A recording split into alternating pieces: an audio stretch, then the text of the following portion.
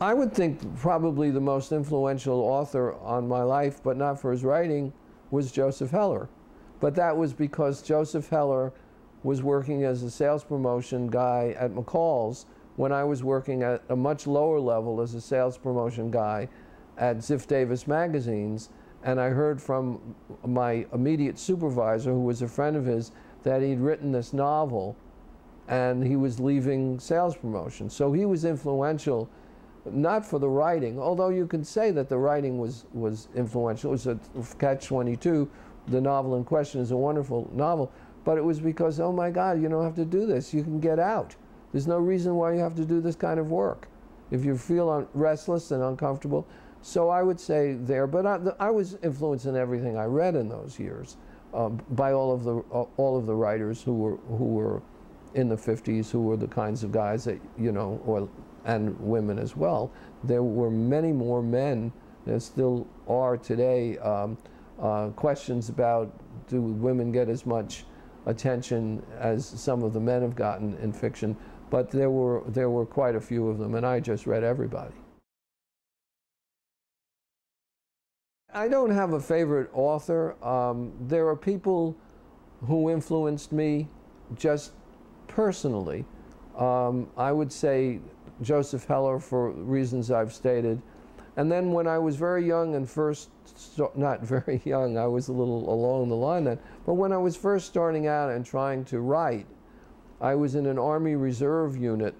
After I had served in the Army, I was then in the reserves for quite a few years with the first person of my age to succeed, and that was the playwright Herb Gardner, who wrote a play called 1,000 Clowns, which was a very big hit. And the way he behaved amongst a group of guys his age, none of whom had come close to his achievement, was a model for me. He was the most generous, supportive guy. He was extremely, extremely pleasant and helpful to everybody around. If people had writing aspirations, he was encouraging to them, and he was specifically encouraging to me. I haltingly told him one night when we were sitting in a Broadway deli that I was thinking of going and trying to write full-time and being a full-time writer, and he looked me dead in the eyes and he said, "You can do it. I can see the way you express yourself, the way you talk. You can be a writer if you want to. Just don't make it into a science fiction movie." He said, "I've got a play on Broadway just a few blocks away. If you make it into science fiction, into something that can happen, it won't happen. It's real and you can do it, so go do it." It was tremendous. It was just, he was a terrific guy. There was a succession of freelance work that I did. I got it in my head that I would become a songwriter. And I was writing lyrics for songs, and I was teaming up with various people with same interests as I had who were writing music, and I tried to write some pop songs. Nothing ever happened with any of them, but a guy I knew said that he'd been trying to write a musical, book and lyrics for a musical. Would I collaborate with him? And I did, and we found a third guy to write the music, and we tried to write a couple of musicals. And then I thought, well, maybe I'd like to try this on my own. Maybe I would like to just try to write some straight plays. So I transitioned from writing lyrics for what I thought would be pop songs to writing lyrics for what I thought might be theater pieces, to actually trying to be a playwright. And now I have not been working in a formal job for a while. I'm doing all of this after my last job, from which I was fired in an economic slowdown. So I need a way of making a living. While writing sales promotion for magazines, one of the things I had to do was write sales presentations, things that were done as sales films.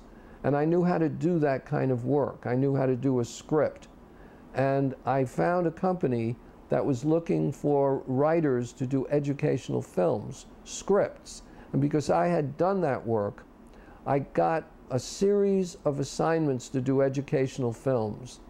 Some of them were recruiting films for colleges, and I would go out to the college and write a little documentary script about it. Some of them were projects that guidance counselors were looking for. So that became the solid way I could earn a living writing educational films. And it was a really valuable lesson, because I know a lot of people struggle with freelance life, and I just tripped into it, but it was very important, which is, if you're doing something for B, but you're not earning the living at B, and you need the money from A, try to make sure that the A is something you can feel good about it at the end of the day. And what I was earning my living on, my rent money on, was educational films, and I could feel good about that. So then I therefore was able to go and try to write some other stuff off of it, and the other stuff that I wrote were amongst a variety of things, some articles. I began to write some articles for different kinds of magazines. And one of those articles, I've left out a step in this, was a humor piece. But somewhere along the line, I also put together a comedy act with the writer Dan Greenberg. And the two of us appeared on the David Frost Show and the Dick Cavett Show, and were about to be signed as talent to go out and do a college tour and such.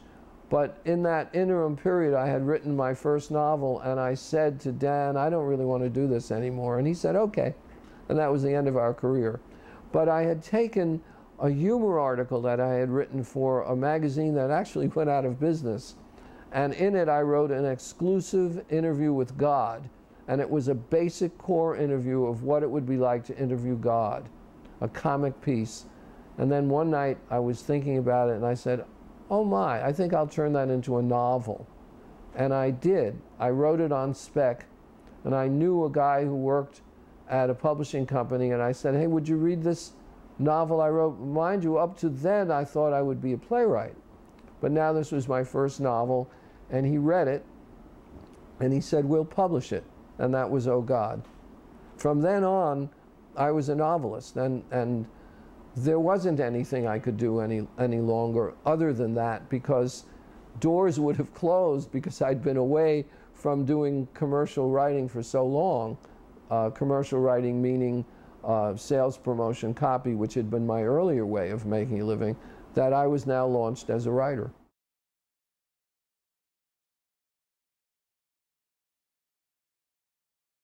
When my children were small and I was writing, I was really formalized about how I would go about it, because we were, if you will, an enlightened couple, my wife and I, and very much sensitive to the marital wars that were going on in the 70s when the women's movement was in full blast. And it was very important for men and women to attempt some kind of accommodation and taking care of the kids. So I only worked from Monday to Friday. I never worked on the weekends and never worked at night.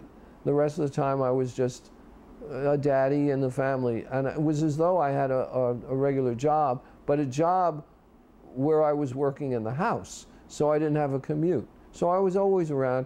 And that pretty much became the pattern that I followed even after the kids grew up and went out on their own. I usually just kept a work week. Today, with computers and the freedom of time, that's probably not as true. I'll noodle with something at night that I've worked on during the day or on a weekend. But for the large portion of my writing life, I just worked from Monday morning till Friday afternoon.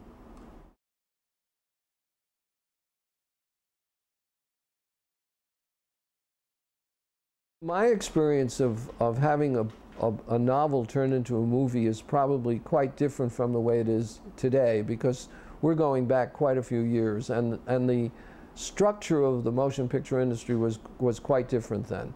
I mean, this is just simple nuts and bolts.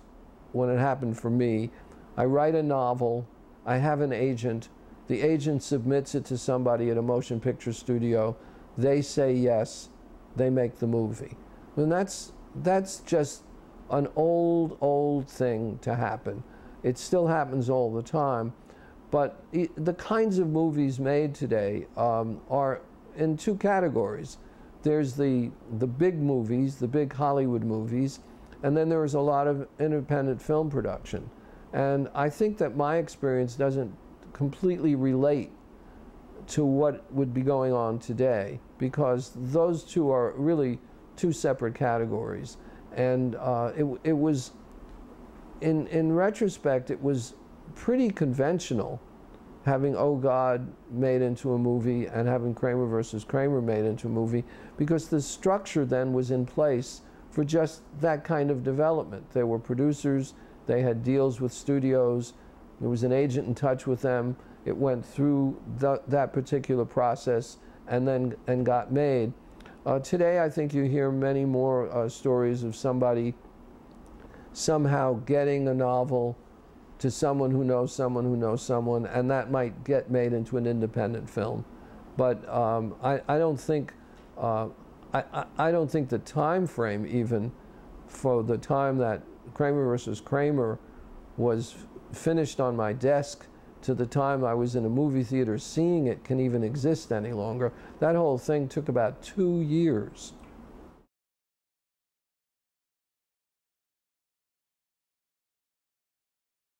Well, Oh God was changed quite a bit from the novel that I wrote, because in the novel, God appears to a freelance writer, and that's his reason for coming to him, because he wants him to publicize, promote, write up his message.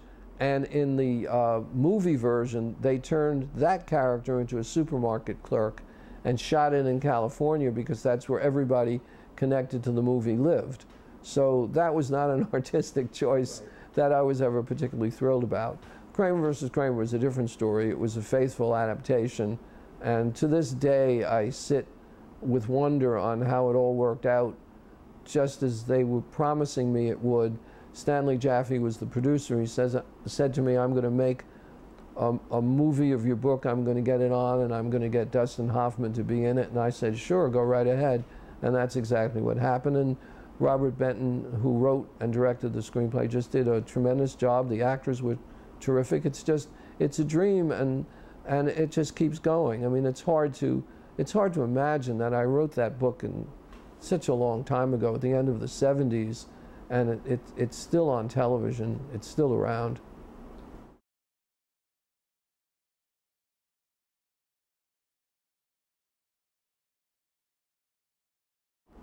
Based on the fact that my father left and I never saw him again from the time I was 5, I think the most important thing I would like said is Avery Corman was a good father.